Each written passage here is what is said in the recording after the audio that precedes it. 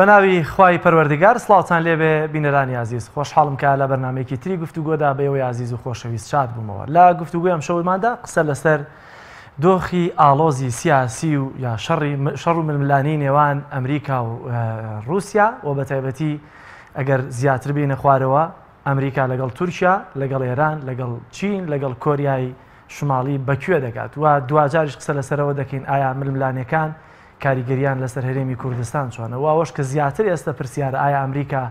لە پاشەکشەدای یاخود نە لە کار و وەک سیاسەتەکانی ترامدا دەرکەوێت لە کار و بازرگانی خۆی بەردەوام دەبێت یاخود دوجاریش ڕەنگە بگاتە شەڕ لەگەڵ ئێران کە بژاردەی یەکەمی ڕەنگە شەڕز بێ زیاتر ئەوەی کە چاودێران لەیەکی دەدەنەوە بۆ قسە و گفتوگۆکردن زیاتر لەسەرەمە لە سلێمانی لە ستۆدیۆکانمان بەڕێز شوانەورامی نووسەر و چاودێری سیاسیمان لەگەڵای وەروەها لە ستۆدیۆکانمان لاولێر بەڕێز عەبدولسەمەد یاڵچی نوێنەری هوداپار لە هەرێمی کوردستان لەگەڵمانە سەرەتا دەچمە لای کاکشوان زۆر سپاس بەو دەرفەتە ئەگەر لەوێەوە دەست پێ بکەین لە تازەترین هەواڵەکاندا وەک دەبینین وەزیری بەرگری ئەمریکا دەڵێ ئامادەین بۆ گفتوگۆکردن لەگەڵ ئێران بێمەرجی پێشوەختە چونکە باوەڕی وایە کە ئەمریکا لەگەڵ ئاڵۆزی بارودۆخەکە نییە و هەروەها ئەم لە تازەترین قسەشیان ئەمریکەکان دەڵێن ئێمە نابینە پاسەوانی کەشتیەکانی کەنداو ئامانج لەم قسەیە و لەم لێدوانانەی بەرپرسانی ئەمریکا پاشەکشێ یا خۆت نا پێدەچێ جۆرێک بێ لە گۆڕینی سیاست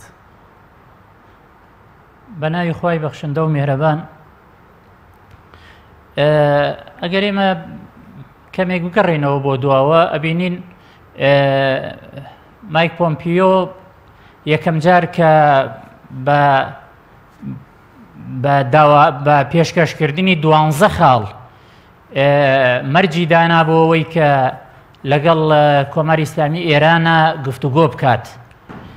مەرجی یعنی پێویست بوو کە بە پێی ئەو بۆچوونەی ئەو ئێران ئەو مەرجانە قبول بکە اینجا ویلایەتە یەکگرتووەکانی ئەمریکا ئامادە بێت بۆ گفتوگۆکردن لەگەڵیە بەڵام دوجار دەرکەوت هەر مایک پۆمپیۆ خۆی ماوەیەک لەمەوبەر وتی ئێمە هیچ پێشمەرجێکمان نییە بۆ گفتوگۆ لەگەڵ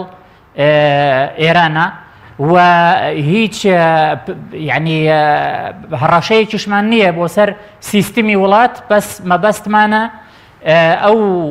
ڕێکەوتنە ئەتۆمیەی کە لە سەردەمی باراک ئۆبامایە واژۆکراوە پێداچوونەوەی پیا بکرێ و بەو شێوەیە دابڕێژرێتەوە کە بەرژەوەندەکانی ویلایەتە یەکگرتووەکانی ئەمریکای زیاتر لە بەرچاو گرت بێت ئەوە هۆکارەکەش ئەوە بوو مایک پۆمپیۆ جۆن بۆڵتۆن یعنی ئەمە باڵی توندڕەوەکانن لە ئیدارەی سەرۆکی ئەمریکایە بەڵام سەرۆکی ئەمریکا خۆی بۆ خۆی لە کاتی کەمپینەکانی هەڵبژاردنە و لە کاتی بەڵێنی داوە بە دەنگدەری ئەمریکی کە جارێکی تر ویلایەتە یەکگرتووەکانی ئەمریکا نابێت تووشی شەڕ ببێ و ئەو شەڕانەش کە هەن و ئەو گرفتانەش کە هەن لە ئەفغانستان لە عێراق لە هەر ناوچەیەکی تر ویلایەتە یەکگرتووەکانی ئەمریکا تەدەخلی عەسکەری ناکا بەڵکو هەوڵەدات بە شێوازی تر مامەڵەیان لەگەڵا بکە ئێمە بینین دوای ئەوەی کە هەڵوێستی سەرۆکی ئەمریکا زیاتر هەڵوێستێکی ئەوەیە کە گوشاری ئابووری بخاتە سەر ئێران و گوشاری ئابووری بەکاربهێنێ و چەکی ئابووری بەکاربهێنێ لەگەڵ نەک لەگەڵ ئێرانە لەگەڵ ئێرانە تەنانەت لەگەڵ هاوپەیمانەکان یا کە تورکیای دووەمین هێزی ناتۆیە ترامپ هەر بەو زمانە قسەی لەگەڵەکە لەگەڵ چینە لەگەڵ وڵاتانی لەگەڵ رووسایە تەنانەت لەگەڵ یەکێتی ئەوروپایشە هەر بەو زمانە قسەکە ئەوە بوو ینی قسەکانی خۆی زاڵ کرد بەسەر پێکهاتەی ناتۆشە کە پێویستە هەر یەکێک لە وڵاتانە بودجەی خۆی لە ناتۆیا زیاد بکە و گوشار لەسەر ویلایەتە یەکگرتووەکانی ئەمریکا کەم بکاتەوە لە مەسەلەی بودجەی ناتۆیە لەبەرەوە ئەمەی کە ڕووەدا و ئەمەی کە باسەکرێ دوو باڵ لە ئیدارەی ترامپە هەن باڵێکی توندڕە و کە جۆن بۆڵتۆن و مایک پۆمپیۆن و لە پشتی ئەوانیشەوە سیگاڵمان دەکار کە ئەمە بریکاری وەزارەتی خەزیانەی ئەمریکایە خۆی سەهیۆنیە کە جوولەکەیەکە کە لە ئیسرائیل لەدایک بووە ئێستا کە جنسی ئەمریکی هەیە بووەتە بریکاری وەزارەتی خەزیانەی ئەمریکا و هەموو ئەو سزایانەی کە لەسەر ئێرانە سەپێنرێن بە پێشنیازی ئەم خاتونەیە و ترامپ هەموو ئەو سزایانە لایەن وەزارەتی خەزیانەی ئەمریکاوە ئامادەکرێ و ئەم ژنە ئامادەیەکات. زۆر باشە کاکترین گۆڕانکاری داوەک لە پرسیارەکەش ماماژەم پێکرد بوو ئەم جۆرە گۆڕینی لێدوانی بەرپرسانی ئەمریکا لەوەی کە باز لەوە دەکەن لە لایەکەوەی مەپاسەوانی کەشتەکانی کەنداونین و لایەکی دیکەوە باز لەوە دەکەن ئامادەین بە بێ مەرج دانوستان لەگەڵ ئێرانە بکەین ئەمە پاشەکشەی ئەمریکایە یاخۆت نەخێر ڕەنگە جۆرێک بێت لە تاکتیکی شەڕی ئابووری شەڕی سیاسی و دوجار نایەوێت لە ئێستادا بگاتە شەڕی ڕاستەقینە لەگەڵ ئێرانە. ئەمریکا سیاسەتی ئەمریکا بەرامبەر بە ئێران ئەوەیە زۆرترین سزای ئابووری ئێران بدا و گەماڕووی ئێران بدا لە ڕووی ئابووریەوە و گوشارێکی تاوە بخاتە سەر ئێران تا ئێران ینی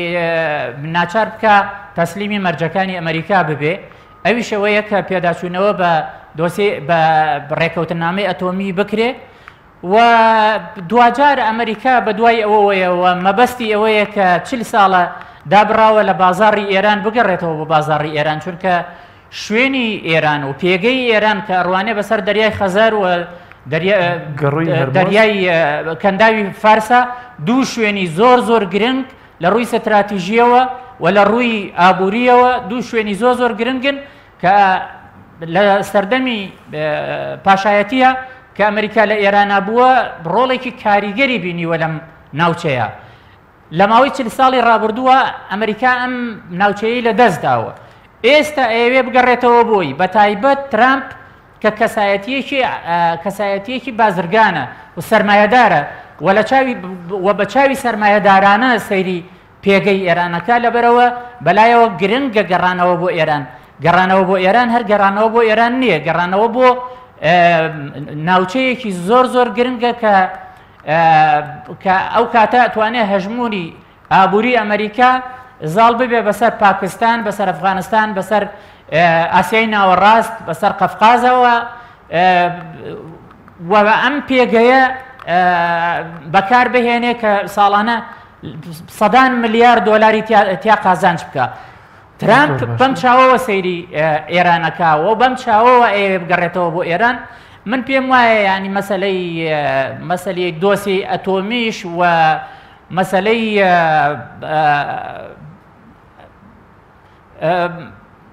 ئەمەی کە هەیەی لەگەڵ ئێرانە مەسەلەی موشکی بالەستی و ئەوانە ئەمە تەنها بیانووە ئامانجی ئەمریکا گەڕانەوەیەتی بۆ ئێران بەو شێوەیە کە باسمان کرد زۆر باشە هەرچەندە لە ئێستادا هەژمون پەیدا بکات لە ناوچەکە هەژمونی اقتصادی هەرچەندە ئێستاش کەوە دیارە پاشەکشە بە قسەکانی ئەمریکاوە دیارە بەڵام تا دێت ئێرانیەکان زیاتر سوور دەبوون لەسەرەوەی کە بەم شێوازەی کە ئەمریکا ڕەفتار دەکەوان لەگەڵ دانوستانین و هیچ کاتێکش پاشەکشە ناکەن لەو دەستکەوتانی کە هەیەەوە دەتوانن بیان بێت دێمە وڵات کاکشوان دەچمە ستۆدیۆکانمان لاولێر بەڕێز کاک عەبدولسەمەد یاڵچین نوێنەری هوجاپار لە هەرێمی کوردستان بەڕێز کاک عەبدولسەمەد ئەگەر لەوێەوە دەست بکەین لە ئێستادا تورکیا سەرقاڵی دامەزراندنی سیستەمی موشکی بەرگری S400 کە لە رووسیاوە ئەم سیستەمی کڕیەوە لە ئێستادا مادام پەنانابەتە بەر سیستەمی بەرگری ئەمریکیەکان جۆرێک لە نیگارانی ئەمریکەکانی لێکەوتوێتەوە زۆر جاریش دەوترێت تورکیا لە نێوان ئەمریکا و رووسیادا یاریەکی جوان دەکات لە ئێستادا باوەڕتان وایە تورکیا بەرەوکوێ دەڕوات بله بسم الله الرحمن الرحيم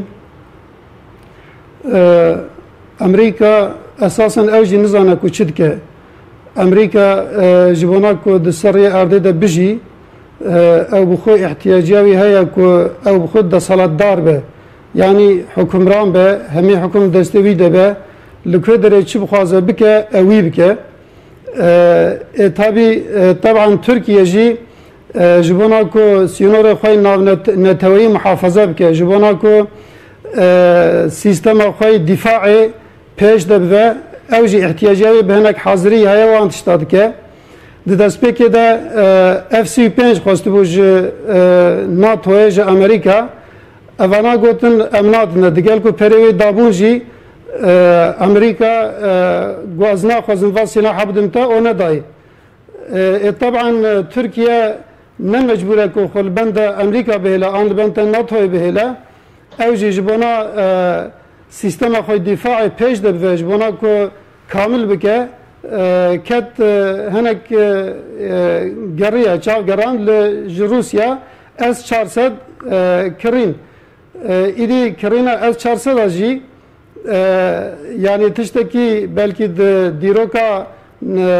alaqatê navbêna Amerîka û Tirkiyeyê tiştekî zor muhîm e gelekî muhîm e çünkü di ti tarîxê de ti dîrokê de Türkiye li hember Amerîka bi şeklekî cesûr hareket nekiriye bes divan demê paşî de Türkiye mecbur ma ku sistema xwe dîfaê pêş de bive û bi Rusya re hevdîtin kir, bi Rusya re mutabaqetê kir S-400 kirîn ev îdî bu sebebê ku têkiliye Amerîka û têkiliye Türkiye tamamen ji hevdû qut bibin û têkeve mecrake dinê. Çünkü ji alîkî din ve NATO heye, ji alîkî ve Amerîka heye. Amerîka dibêje ew devletê ku endamê NATOyê ne ewana mecburin bi mutabaqata NATOyê hareket bikin, nikarin ji dervê NATOyê hareket bikin. Ji aliyê dinê ve jî silah nedan wan wek havê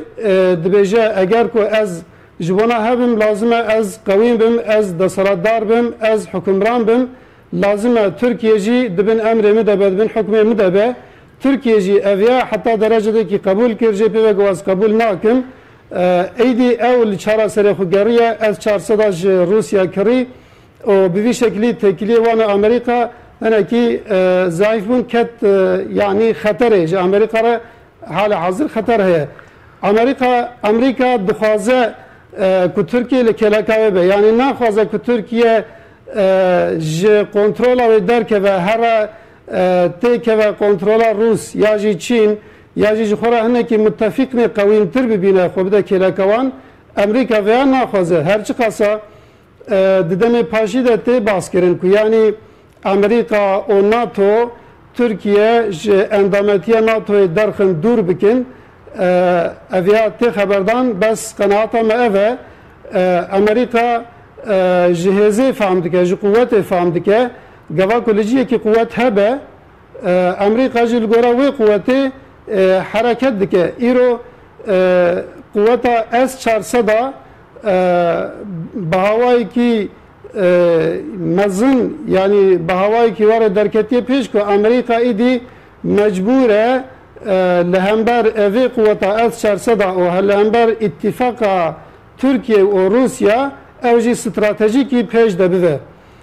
Zor başa. Ji ber vî mecbûr e bi Türkiye re jî münasebetê xwe de îtîfaqê xwe baş bike belê. Zor başa Kaya Blisame to bawer tuwaye Amerîka êsta Tirkiye naçête jêrbarî Amerîka ema li layekەوە Tirkiye li layekەوە Îran li layekەوە Çîn. باوەڕ وایە ئەمە بە جۆرە لە جۆرەکان کۆتایی هاتنی زلهێزبوونی یەکەمی ئەمریکا لە ناوچەکەیە یاخود ناوەی کە ئێستا ئەمانە دەیکەن گەورەبوونی خۆیان و پشتبەستنی زیاتریانە بە رووسیا کە دەتوانن ڕوبەڕووی ئەمریکا بوەستنەوە و نەچنە ژێڕکێفی ئەمریکا.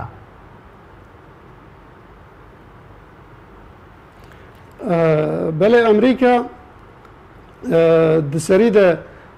تێکیلیوی و رووسیا yani ji dema ku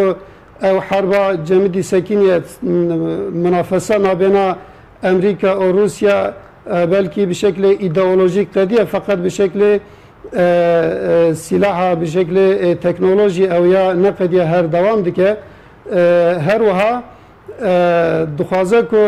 di seriyê erdê de ana yani gava hûn jî bala xwe dinê di nav siyaseta navnetewî de alaqetê siyaseta navnetewî li ser van esasa hatine rûştandin dibêjin dewleteke deseletdar dewleteke hukûmran eger ku ji dewleteke din re bêje ev haziriyê te ev amadeyiyê te ev tiştê ku tu tikî zerarê didin zarar edin devleta min ejbona devleta xo evya zarar dibînin lazim dev ji vana berdî îdî di fêmberiya Amerîka'da di fêmberiya devletê deselatdar û emperyalîst de lazim e ew devletê zayıf devletê biçûk dibin emrê wan de bin bi awan bikin. Bi rastî em li hember viyane yani gereke têkiliyê devleta di nava hev de li ser heqaniyetê be gereke li ser adaletê be û gereke li ser mizakerê be tim meselekî ku mizakerê neye helkirin gereke tune be îdî devleteke geva ku di xwe de hêz bibîne quwet bibîne bêje ez karim mesela evê devletê zayıf bixîrim ji cihet iktisadî ve ji cihet siyasî ve ez karim veya ji hêz bixîrim ez karim êtexim bin hukmê xwe ez karim têkiliyê wê û van devletê din ji hevdû qut bikim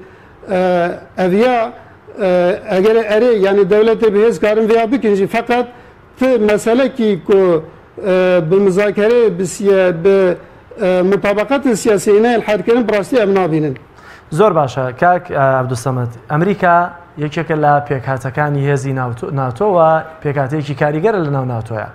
ئەم سەرپێچیانەی ئەمریکا بە جۆرە لە جۆرەکان کە تورکیا دەیکات ئایا کاریگەری دەبێتە سەرەوەی بەشداربوونی لە ناو ناتۆ و کاریگەربوونی لەو هێزەدا؟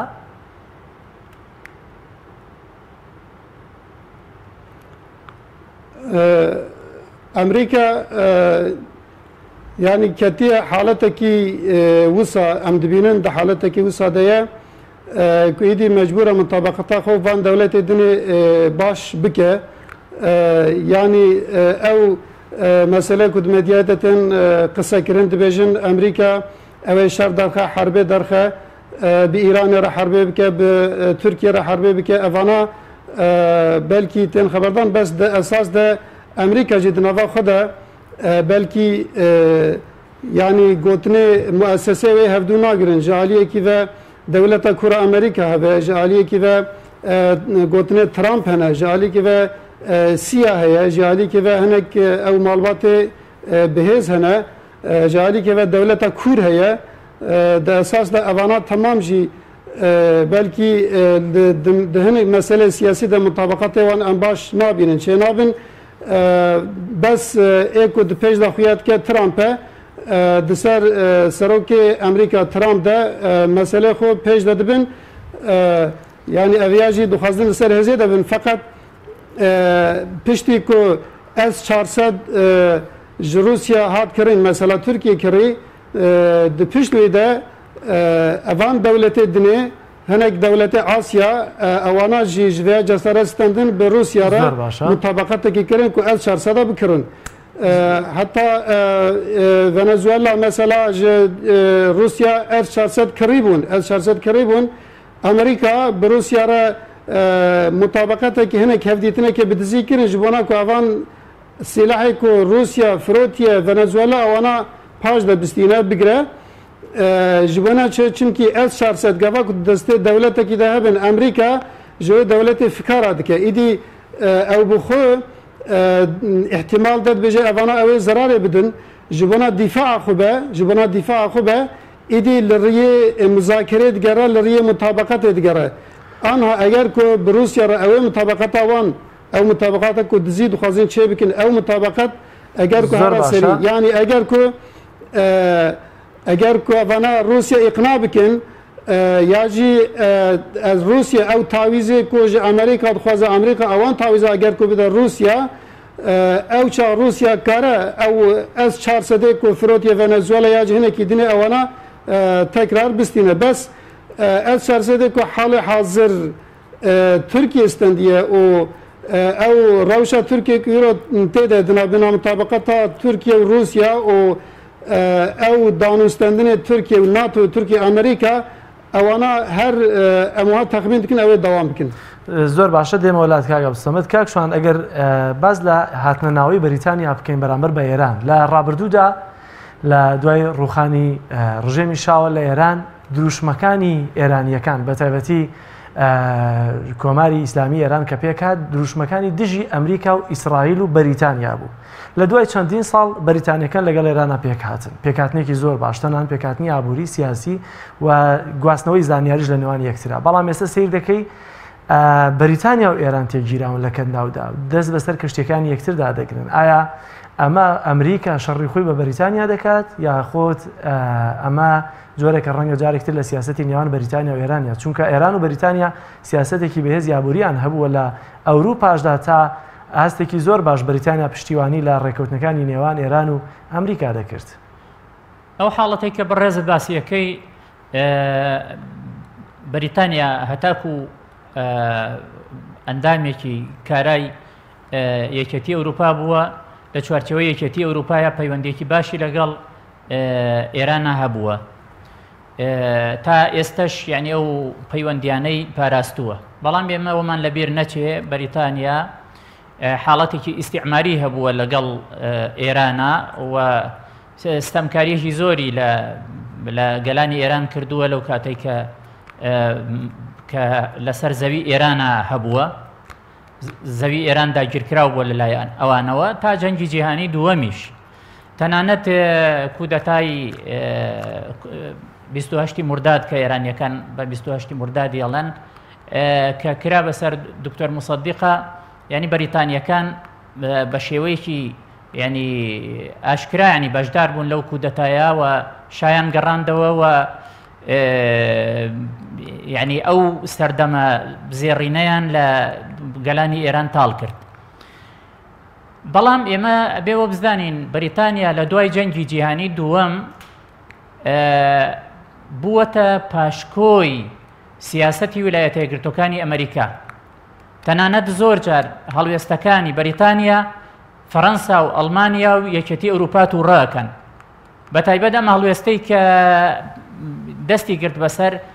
کەشتەکەی ئێران لە جەبەل تاریق، فەڕەنسا و ئەڵمانیا زۆر تووڕە بوون لەوەی کە هێشتا بەریتانیا بە فەرمی لە یەکێتی ئەوروپا نەچوەتە دەر، بەڵام ئەو کێشەیە دروست کردووە لەگەڵ ئێرانە لە حاڵەتێکە سزاکانی ئەمریکا سزای وڵاتێکە بەسەر ئێرانیا سەپاندووە یەکێتی ئەوروپا و وڵاتانی ئەوروپا و بەریتانیا ینی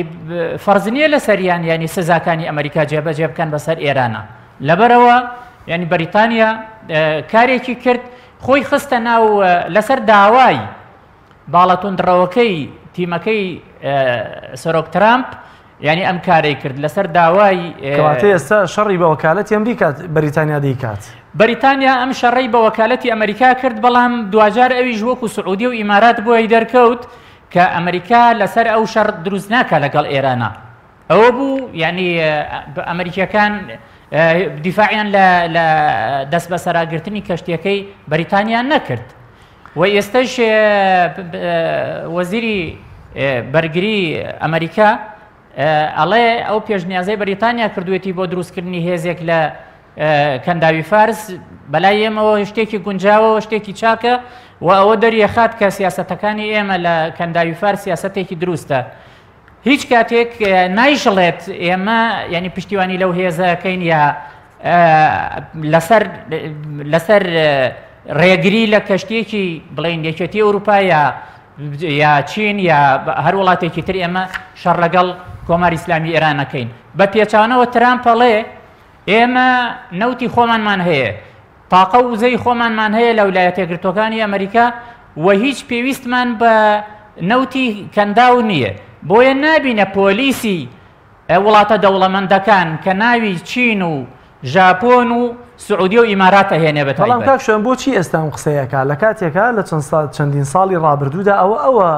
شەڕی ئێرانیشی ڕاست کردوێتەوە بۆ ژیانی وڵاتە عەرەبیەکانی تر، ئەو ترسی ناوەتە دڵی وڵات عەرەبیەکانی تر لەوەی کە ئێران پەلاماریان با یاخود هەر ئەنجامێکی تری نەخوازراو کە بێتە ئاراوە خۆی ئاژاوەکەی ناوەتەوە. بۆچی ئێستا دەبێ خۆشی پاشەکشەکە پێوەست بەوە هەیە کە زۆر جار دەوترێت ئەمریکا دەیە وڵات عەرەبیەکان بدۆشێ و گیرفانیان بەتاڵ بکاتەوە. ئەوە سیاسەتێکی زۆر زیرەکانەی ویلایەتە یەکگرتووەکانی ئەمریکایە. ئەمریکا دێت لە دۆسیەی ئەتۆمی پاشەکشەکە کێشە دروستەکە بۆ ئاشتی جیهانی و ناوچەکە ینی تووشی قەیرانەکە. ویلایەتە یەکگرتووەکانی ئەمریکا دێت هێزە هێنێتە ناوچەی کەندا و حاڵەتێکی نەجەنگ نەئاشتی لە ناوچەکە دروستەکە، ڕێگەی بازرگانی جیهانی ئاڵۆزەکە. ئەمە بۆ چییە؟ ئێمەوەمان لەبیر نەچێ ویلایەتە یەکگرتوەکانی ئەمریکان کێشەیە کە دروستی کردووە بۆچییە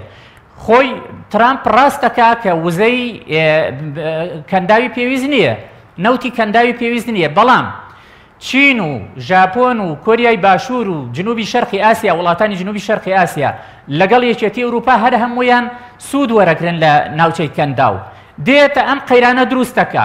قەیرانەکەش ینی ڕۆژ لە دوای ڕۆژە ئالۆزی ئەکا ڕێگەی ناردنە دەرەوەی نەوت ینی نائەمن ئەبێ لە ناوچەکە لەبەرەوە ئەما بێتە هۆی چی ئەبێتە هۆی ئەوەی کە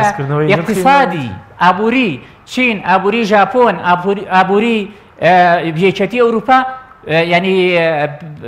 تووشی قەیران ببێ تووشی دڵەڕاوکێ ببێ تووشی ینی بەرزونەزمی ببێ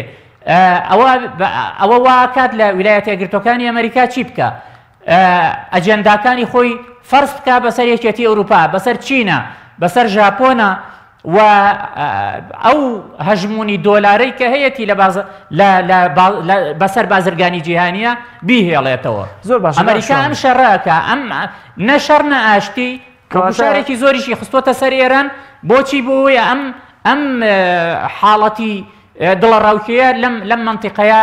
بەردەوام زۆر باشە کاکشان زۆر جار هەندێک ڕاهەیە کە دەوترێ ئێران و ئەمریکا تا ماوەن شەڕ ناکەن ئەگەر لە چوارچەوەی ئەم زانیاریانەیە ئەم قسەیە بکەین تا چۆن دەڕاستە چکە کەسیر بکەیت هەر کاتێک فشارەکانی ئەمریکا بۆ سەر ئێران زیاتر بوو بێت ئێران شتێکی گەورەی دەستکەوتووە لە نمونە سیستەمی بەرگری ئێسیاسەتی ڕووسی دامەزراندووە موشکی بالستیکی خۆی تاقی کردوێتەوە چەندین جۆر بەرگری تری موشکی سیستەمی بەرگری موشکی تری هەیە کە بەرهەمێنانی خۆیەتی لە کاتێک ئەمریکا لەگەڵ هەمووەمانەیە ناڕازیە و تا دێت لەگەڵ دەرخستنی ئەم پێشکەوتنانەی ئێراندا هەڕەشەی زیاتر دەکات لە هەمان کاتە لە تازەترین دەستکەوتی ئێران بەرامبەر باڕەشەکانی ئەمریکا بەرزکردنەوەی ڕێژەی پیتاندنی یۆرانیۆمە ئایا ئەمە لە هەڕەشەکانی ئەمریکا بۆ سەر ئێران زیاتر دەستکەوتەکان بۆ ئێران زیاتر ناکات واتە ئەو گریمانەی ڕاستە کە تاماوەنم دوانە شەڕ ناکەن و هەردووکیانە ڕەشەکانیان بە بەرژەوەندی خۆیانە ئێمە بێ سیر بکەین ویلایەتە یەکگرتوەکانی ئەمریکا لە شەڕی کۆریاوە دەست پێ بکەین بۆ شەڕی ڤێتنام بۆ شەڕی ئەفغانستان بۆ دابەزاندنی هێزەکانی لە سۆمال لە هەر شوێنە ویلایەتە یەکگرتوەکانی ئەمریکا شەڕی کردبێ سەرکەوتوو نەبووەتیایە ڕاستە هێزی ئاگر و باروتی ویلایەتە یەکگرتوەکانی ئەمریکا هێزێکی تۆقێنەرە بەڵام دوجار لە ئێمە سەیرەکەین بزوتنەوەی تالیبان کە لە لای ویلایەتە یەکگرتوەکانی ئەمریکا بزوتنەوەیکی تیرۆریستی بوو و بەشێکی زۆر لە سەرکردەکانی برانە زیندانی گوانتانامۆ ئێستا هەر ئەو سەرکردانە لە دەوحەی قەتەر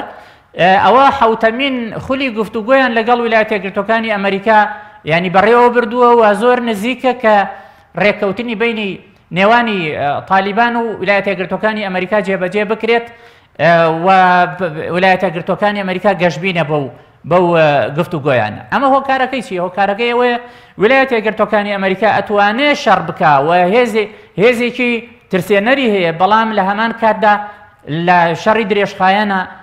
لە سەدەی بیستەمە دەرنەکەوتووە ویلایەتە یەکگرتوەکانی ئەمریکا زۆر موفق بێ لە شەڕ لە جۆری شەڕی ڤێتنام و ئەفغانستان لە هەمان کاتیشدا ئێستا مەترسیەکانی ئێرانیش وەکو عێراق یاخود ئەفغانستان یا بەڵام سووریا نییە بەنیسبەتی ئێران و ویلایەتە یەکگرتوەکانی ئەمریکاوە ئێمە ئەومان لەبیر نەچێت ئەوەمان لەبیر نەچێت چەند هۆکارێکن یەکەم ئێران هەژمونی هەیە بەسەر سووریا و لوبنان و یەمەن و کەنداوی فارس و عێراق و ئەمانە ئێران ینی وڵاتێک نییە لە ناوخۆی خۆیان ینی قەتیسما بێ بەڵکو هێز و هەژمونی لە ناوچەکەیە دیارە سەربازیشەوە باشە لەبەر ئەوە پەلاماردانی ئێران ئاسان نییە چونکە یعنی بەس حیزبوڵای لوبنان بە پێی ئامارەکان ئەوەی کە ڕائگەێنرێ 100,000 موشکی بالیستی و کروز و موشکی جۆرا و جۆری هەیە کە یعنی ئیسرائیل بەرگەی نیوەی ئەوە ناگرێت لەبەرەوە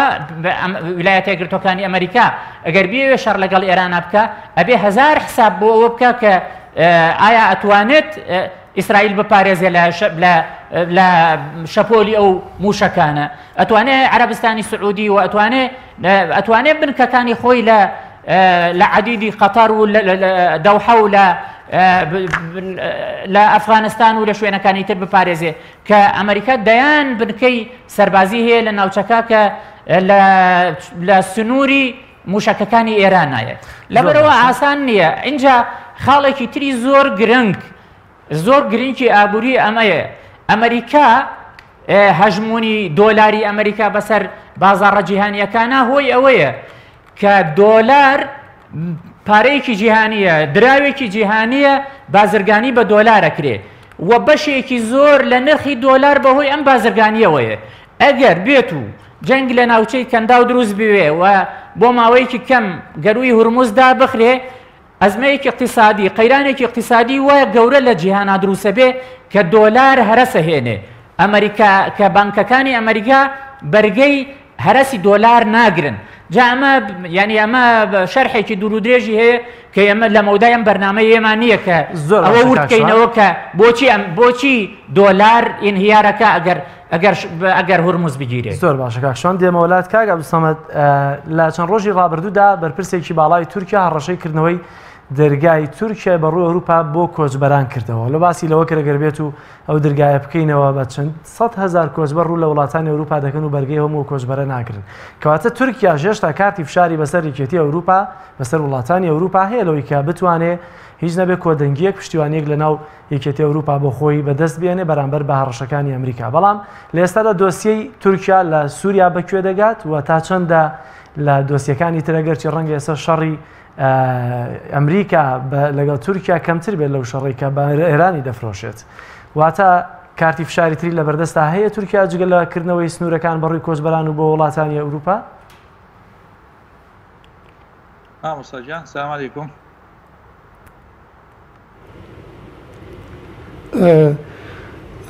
ئەساس ئەمریکا جبنا دناف دولة الشرق الأوسط ده هزو خزيدة تربكة خاصة دنافا سوريا ده الشركة وكالات ده مشاندن إيدي أم دبينن يعني هزين أمريكا معسكر أمريكا إيكو الشرق الأوسط ده هنا وأوانا هناك جي حتى د عراق ده هناك جي د سوريا ده هنا أفانا وقتك أو عمليات عسكري دكا هناك عمليات واني عسكري جنافان معسكرة حتى ده إدارة كرن مثلا أو شريك سوريا شد به أوانا بورد إدارة كرن أساس بوليتيكا أمريكا أفا يعني دخوازكو الدولة هذا شرب ده دوام كرن أو دولتكو مداخلة نافوي شريدوك إيران تركيا خصوصا إيران وتركيا جبوناكو أفاناج نافوان شرادة بدأ دوام كرن وجهات اقتصادي و جهات عسكري وان ضعيف بخه وان بكن مجبوري خو هروها پنابره كوج نافوان جي چيد بن يعني ايكو سوريا دردكوينتن تركيا حتى ايكو تشن أوروبا أفاناجي بشكل كديني إيدي وان جخورا سياسة الاستعمال كي بكارتينا او جالية كيدنا بالسر وانا ايدي اف دولة اسلامية دينا كو بوانا را علاقة دارن وان ترسينا وكاوي دبجة يعني هون محتاجة منن جبونا كو هون جوان شر خلاص بن جبونا كو هون بسر كفن يجي هون جبونا كوش فتنة خلاص بن هون محتاجة منن از انجاق وخلاص بكم جالية كذا بلكي هناك ارقطة سازد كدنافا مثلا سوريا ده يمن ده هروها تركيا ده لسرفان ارقطة للدولة تدخل جالية دنافا او انساني پريشان بن بسبب وي شري او انا پنابرد بنتين نافا تركيا و اوروبا وانا دقرن و دو دريده جي مالسف يعني دولة اسلامي جي لسرفانا بلكي چارەسەریە کە وهاکو ئەم بێژن ببە چارەش بۆ ناوانەڕە ئەڤیا بکارناینن دەبێت سەبەبێک و ئالۆزیەکە زێدەتر چێ ببە ئیدی تابێ ئەv پەنابەرێ ئەوروپا و تورکیە ژی yani erê mesela cihet iktisadi ve dinava belki raya giştî de Türkiye'de tê xeberdan ku evana دبن سبب کو ام جهت اقتصادی و ضعیف بکوین فقط جالیه دنه و اویا گفا کو اقتصاد ترکیه یا اوروپا به شکلی که عدالت وره ساز کردن وره تقسیم کردن امزان افانا دوی داره ده اوه ضرر نبینن زۆر باشە لە ئێستادا ئەوەی کە زیاتر ترسی بەسەر تورکیا ترسی لێ هەیە ئایا ئەو ناوە شەڕانەیە کە لەگەڵ لە وڵاتی رووسایە بە وەکالەت دەکرێت یا بە وەکالەت دەیکا بە خەڵکی تر یاخود هێشتا مەترسیەکانی تر بۆ سەر تورکیا چی و چین کە تورکیا دەبێت پەنابەرێتە سەر بەدەستێنانی سیستەمی بەرگری موشکی S-400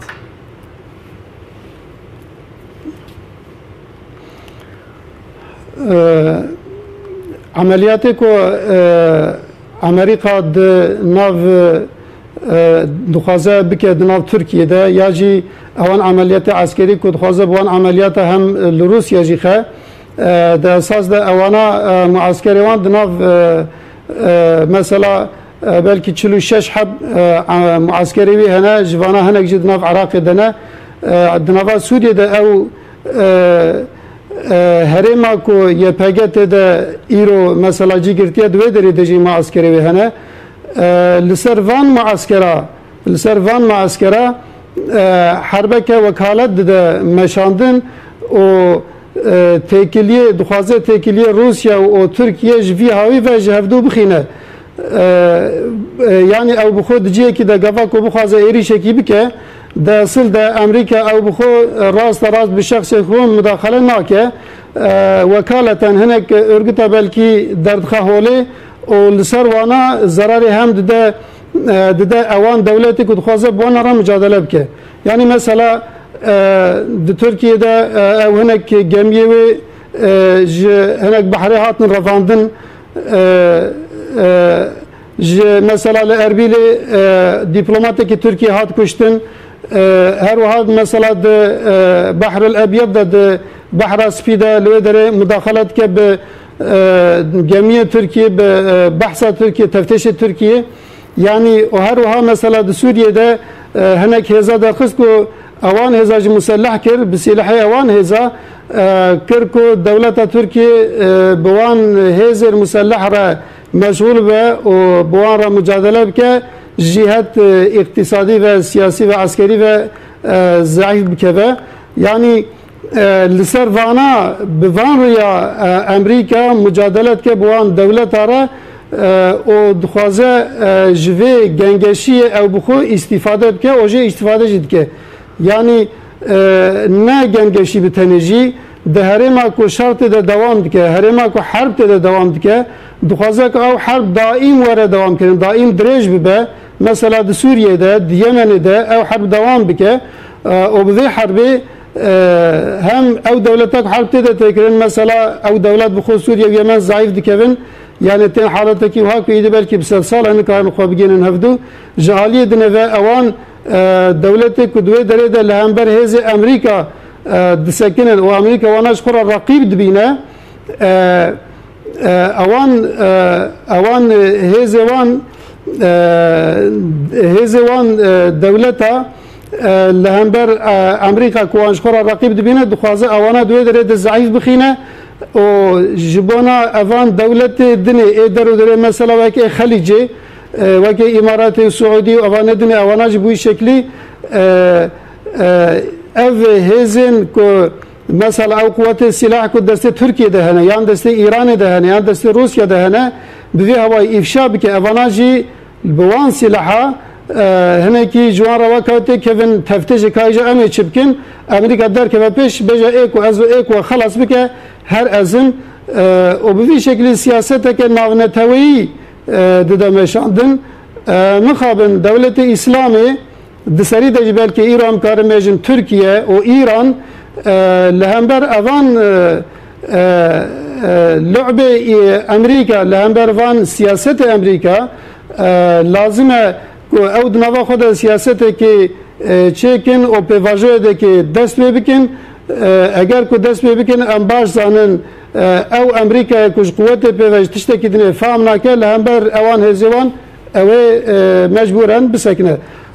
طبعا الان هجی امریکا هجی هواوج بهیه يعني بسبب كوج هزي جي قوات فهم دكه او جي اساسا مساله قصه كلام يعني وإيريش ايران بك ان إيريش تركيا بك فلان فقط وقبرك بانقلابها بثورة بدربة او تشتي كتكرن ايراني كربك او جي بوقت قوات دبينا مجبورا نقراوي قوات او جي حظر خودك زور باشا كاك استمد ديما ولات كاك شوان ام برهلستكاريي تركيا و ايران و چین بەرامبەر بە ئەمریکا ئایا تا چەندە شکاندنی ئەو هەیمەنەی ئەمریکایە لە ناوچەکە و لایەکی ترەوە ئایا ئەم بەرهەڵستکاریە دەچێتە گیرفانی خۆیان بەرژەوەندی بۆ خۆیان هەیە یاخود نا ڕەنگە بەرژەوەندی ئەساسیەکە بچێتە گیرفانی رووسیاوە ڕوبەڕووبوونەوەی لە دوای ئەوەی کە بلۆکی خۆرەڵات یعنی هەرسی هێنا بلۆکی ئیشتیراکی کۆمۆنیستی ئەمریکا بۆ ماوەیەک سیستەمی نوێی جیهانی ڕاگەیاندووە خۆی بە تاکەهێزی جیهان ینی وەکەڵێ لە قەڵەمدا کە بەرپرسە لە دابینکردنی ئاسایش و سەقامگیری و ئاشتی جیهانی بەڵام دوجار دەرکەوت کە ئەوە بەس خەیاڵێکە ئێستا هێزی ئابووری چین بەپێی ئامارەکان و بەپێی زانیاریەکانی بانقی جیهانی لە ساڵی 2030 اقتصادی چینی لە اقتصادی ئەمریکا تێئەپەڕێ یعنی اقتصادی ئەمریکا بەجێ هێڵێ یعنی بێتە یەکەمین ئابووری جیهانی لەبەرەوە ئەم شەڕی کە ئێستا یعنی ئەمریکا ئیکات لەگەڵ چینە و لەگەڵ ئێرانە و لەگەڵ رووسایە و لەگەڵ وڵاتانی تری یەکێتی ئەوروپایە هەمووی بۆ ئەوەیە کە هەژمونی دۆلار و هەژمونی ئابووری ئەمریکا پارێزگاری بکە و ترامپ خۆی بە پارێزەر و پاسەوانی ئابووری ئەمریکا ئەزانێ یعنی بەڵام ئەوەشمان لەبیر نەچێ ئەم هەڵوێستە ئابووریانەی ترامپ ینی موقەتن و کاتین ناتوانن بەر بە پێشکەوتنی ئابووری چین و بەر بە پێشکەوتنی ئابووری وڵاتانی تر بگرن دوجار ویلایەتە یەکگرتووەکانی ئەمریکا بەهۆی ئەم هەڵوێستە دوژمنکارانەیە کە هەیەی بەرامبەر بە ئابووری جیهانی و بەرامبەر بە ئابووری وڵاتان ئێمە بینین لەو کاتەوە کە ترامپ هاتووە لە چەندین ڕێکەوتنامەی نێودەوڵەتی پاشەکشەی کردووە لەبەرچی ترامپ لە هەمووەماناڵێ ئەم ڕێکەوتنامانە دژایەتی ویلایەتە یەکگرتووەکانی ئەمریکاکەن زۆر باشە کاک شا من وەڵامەکەی خۆم هێچ کۆ دەرفەتی کەم ماوە ئەمەی کە ئەمان بەرهەڵستکاری کە ئەم سێ وڵاتە دیکا بە تایبەتی چین تورکیا و ئێران ئایا شکاندنی هەیمەنەی زلهێزبوونی ئەمریکایە لە ناوچەکەیە و تا چەندە بەرژەوەندی ئەم بەرهەڵستکاریە دەچێتە گیرفانی خۆیان یاخود رووسیا بێگومان ینی ئەو ململانەی کە ئەیکەن دوجار من پێم وایە ئەم وڵاتانە سەرکەوتووتر ئەبن چونکە ویلایەتە یەکگرتووەکانی ئەمریکا سیاسەتێکی دوژمنکارانەی هەیە و سیاسەتێکی هەیە تەنانەت هاوپەیمانەکانیشی خستووەتە دڵڕاوکێ یعنی ئەوانەی کە هاوپەیمانی ئەون زۆر متمانەیان بە سیاسەتی ئەمریکانیە یەکێتی ئەوروپا کە هەمیشە هاوپەیمان و ینی پشت و پەنای ویلایەتە یەکگرتووەکانی ئەمریکا بووە بەڵام ئێستا یەکێتی ئەوروپا زۆر لە سیاسەتەکانی ویلایەتە یەکگرتووەکانە ترسێ شوان ئایا بەرهەڵستکاری ئەم سێ وڵاتە جیاوازی هەیە لەو بەرهەڵستکاری بۆ نمونە ڕژێمی سەدام لە ساڵانی ڕابردووە کوبا ئەمانە کە درەنگ تەسلیمی ئەمریکا بوون بۆی کە ئەمریکا وەک خۆت پێشتر ئاماژەت پێکرد دۆلاری خۆی لە ناو ئابووری وڵاتانەدا دابچەقێنێت و بیکاتە دراوێکی فەرمی نا ینی ئەوە بەراورد ناکرێ ئەو وڵاتان ئەو ململانانەی تر لەگەڵ ململانەی چین لەگەڵ ویلایەتە یەکگرتووەکانی ئەمریکا چین نزیکترین اقتصادی دووەمین اقتصادی دنیایە لەبەرەوە زۆر نزیکە لە ویلایەتە یەکگرتووەکانی ئەمریکا ململانەی لەگەڵ ویلایەتە یەکگرتووەکانی ئەمریکا ئەکات بۆ ئەوەی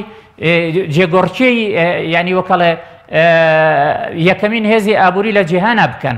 لەبەرەوە ینی ئەم ململانەیە جیاوازە لە ململانەی کوبا لەگەڵ ویلایەتە یەکگرتووەکانی ئەمریکا یا ڤەنزوێلا لەگەڵ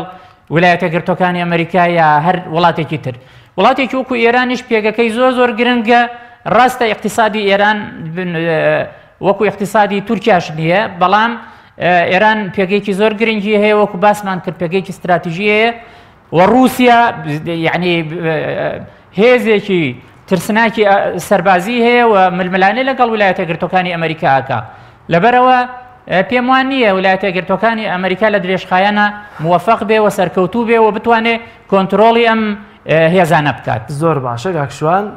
سپاس بۆ تۆ دەچمە لای کاک عەبدولسەمەد. کاک عەبدولسەمەد زۆر بە کورتی ئەگەر پێم بڵێ تورکیا بەم جۆرە سیاسەتە بەرهەڵسکاریە لەگەڵ ئەمریکا بەرەو کوێ دەڕوات؟ ئایا لەگەڵ هەموو کێشە ناوخۆیانەی کە بۆی دروست دەکرێت یاخود هەیەی دەتوانێت لەو سیاسەتی کە ئێستا هەیەی و سەرکەوتوو بێ و چۆک بۆ ئەمریکا دانەدا؟